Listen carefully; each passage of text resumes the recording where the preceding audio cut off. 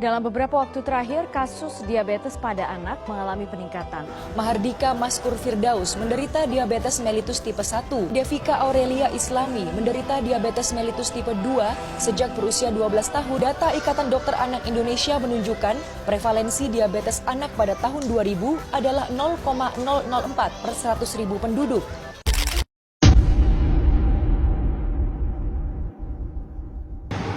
Yang mana yang lebih sehat?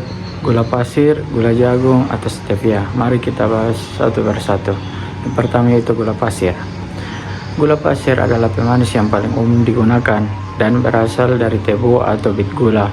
Komposisinya terdiri atas 50% glukosa dan 50% fruktosa dengan indeks glikemik sekitar 65 dan tergolong cukup tinggi. Yang kedua yaitu gula jagung atau lebih dikenal dengan High Fructose Corn Syrup atau HFCS, adalah pemanis cair yang dibuat dari pati jagung dan terdiri atas campuran glukosa dan fruktosa. Misalnya HFCS 55 mengandung 55% fruktosa. Indeks glikemiknya sekitar 58 sampai dengan 62, mirip dengan gula pasir. Nah, adapun stevia. Stevia ini adalah pemanis alami yang diekstrak dari daun Stevia rebaudiana dan mengandung senyawa seperti steviosid serta rebaudioside yang 2000 sampai 3000 kali lebih manis daripada sukrosa. Stevia hampir tidak memiliki kalori dan indeks glikemiknya 0 sehingga tidak menaikkan kadar gula darah. FDA dan WHO menyatakan stevia aman dikonsumsi sesuai batas asupan harian yang direkomendasikan. Nah, adapun kelebihan dan kekurangan gula pasir atau sukrosa. Jadi, kelebihan gula pasir yaitu memiliki rasa manis alami dan stabil, mudah didapatkan dan digunakan, lalu memberikan energi yang cepat. Nah, sedangkan kekurangan gula pasir yaitu memiliki kalori tinggi 4 kilokalori per gram dan kalori kosong, yaitu tidak ada vitamin dan mineralnya. Nah, indeks glikemiknya tinggi, yaitu kurang lebih 65, lebih cepat menaikkan gula darah, dan jika dikonsumsi berlebihan, beresiko diabetes tipe 2 dan penyakit jantung. Nah, apa sih kelebihan dan kekurangan gula jagung? Kelebihannya yaitu dia lebih mudah untuk industri makanan dan minuman.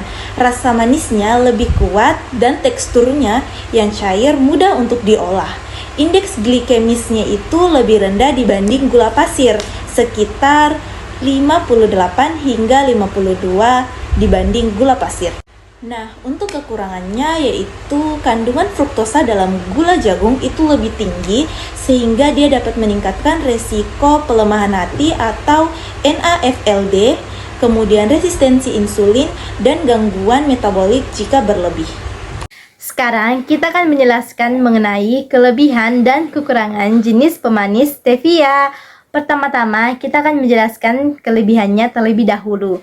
Jadi jenis pemanis stevia ini bebas kalori dan indeks glikemiknya 0. Yang kedua, tidak meningkatkan gula darah sehingga aman untuk dikonsumsi oleh para penderita diabetes.